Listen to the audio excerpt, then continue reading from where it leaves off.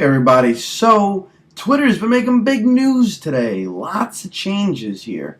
The first big one, as you can see, is Twitter.com. Very different from how it used to look. One thing that's cool is whatever backgrounds you had, like the awesome New York Jets that I have, still holds true and still fits. But the layout totally changed. So we can see that the tweets themselves definitely have a smaller footprint on the screen. That's great. We can compose right from here, sending out a tweet while showcasing the new Twitter. Go ahead and send that right out. Much more of an ecosystem, who to follow, just going to show you different people based on things that you say. We go over to connect. We can see people that we've interacted with either by being listed, being retweeted, replied to, etc. That's awesome. Mentions shows us people who are just speaking about us directly. Also very cool. Discover, I like Discover. In a very flipboardish almost looking way, we're seeing all stories. Discover things going on, learn more about them. We can see activity, what the people we followed's going on. Robert Scoble favorited this. Variety of things happening here. Who to follow. We can find friends based on whatever connected accounts or contacts. We can browse categories for things that we're into and find people that are worth following within there. Beyond that, though, if we go to our own profile, either from over here or right from clicking on your name, a lot of cool things happening. These are all the tweets by me, following, all the tweets by all the people that I'm following here, all of my followers, everything I've favorited, which is not a lot because I don't use Twitter.com that often. Lists, I've got a couple of lists, again, not very comprehensive. It doesn't really fit into my particular use case very well. And then recent images. By clicking on this, it takes us to all of the recent images that we have. And of course you can click on those and bring them open and see them a little bit better here. Just a joke here that if you forget your Apple ID, we've got I forgot. So anyway, that's Twitter.com. Very cool, much more of an ecosystem, much more to look through and find. I think it's really going to change the way we meet people and engage. Beyond that, TweetDeck, which is owned by Twitter, that's changed as well. So first let's look at the old one. Here's what the old one looks like. I loved it. I still love it. I'm not a big fan so far of the new one. You can see I've got my JVig account.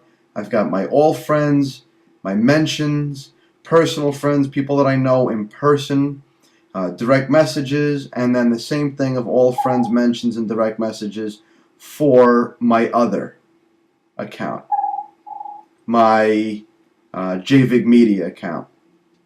Okay. From up here, you can compose a new tweet, and you can set it to go from whatever accounts you want. So if I want to post from my JVig account and my JVig Media account, dump it to Facebook, dump it to my fan page, type that in, it's going to pump out to all of those.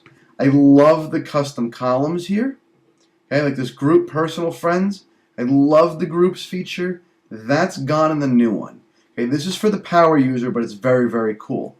Looking at the new one, for example, here's what we have. When I go to add a column, I get to choose from these predetermined ones. Again, no groups, no personal friends. I've logged into my TweetDeck account. It is not synced and pulled down my columns. I have, right now, home, mentions, direct messages for my JVig account, and the same thing, home, mentions, and direct messages for my JVig Media account. Although for JVig Media it calls it timeline, yet for home, for JVig, it just calls it home. I don't know. Composing a tweet is terrible. Watch this. I click compose. Now if this box pops up, and I've got to choose the ones that I want to send from, and then go ahead and type in whatever I have to say. Okay? And then I can do it, I can send it, and then that's it. But then every time this box is going to pop up. You don't have the quick access like you do up here to just turn certain accounts on or off. We lose that ability. We lose the custom columns ability. Plus, let's look at the settings on the old TweetDeck.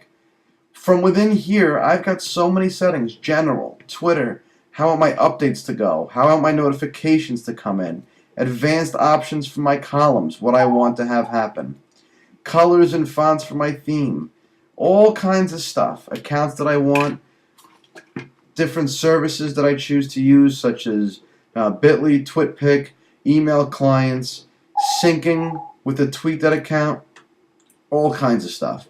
Let's go back to the new TweetDeck and see what that has to offer. Click the gear, go to settings, and that's what you get. From your general, you can display this, the accounts, services, those are the only two. The one thing that I do like is scheduled. Okay, I can open up a column and I can schedule tweets from here. Also, by posting a new tweet, I can click here on the clock and schedule when a tweet wants to go out. That is very handy. But with things like Buffer App, it's really not that important anymore. So I don't know. It's kind of cool, I guess, but not entirely necessary. Right. I don't like this new one. I don't like that my columns are so limited. I could go put all my personal friends into a list and then set it that way. But why go to twitter.com and make a list when I could very easily just make a group? Personal friends, and just add and edit people to and from the list very quickly for the group. I could also always click here, export group as a list, and send it that way, and then go ahead and pick up the list in the new one. But I think it's silly. Luckily, the old TweetDeck, this one here, was downloaded from TweetDeck's website, and the new one comes from the App Store. That's how I can have both. I would not delete the old one unless you're really, really sure that you're going to like it. Frankly, I see myself using the old TweetDeck whenever possible, and Twitter.com for other purposes. The new TweetDeck, I don't think that's going to live very long. So that's the way it looks. Those are the new things. Navigate them, check them out, let me know what you think. While I was talking about this, by the way, a few minutes ago I had posted a tweet that said, I dig the new Twitter, but the new TweetDeck is a disaster in so many ways. Glad I can still use this old one. And I posted that right before I started this video, and sure enough, I got somebody that came in a few minutes later that says he completely agrees. I can imagine we're not the only two out there that feel this way. So in any event, that's the way it goes. Check it out. Let me know what you think, and I'm curious to see your feedback. There you go.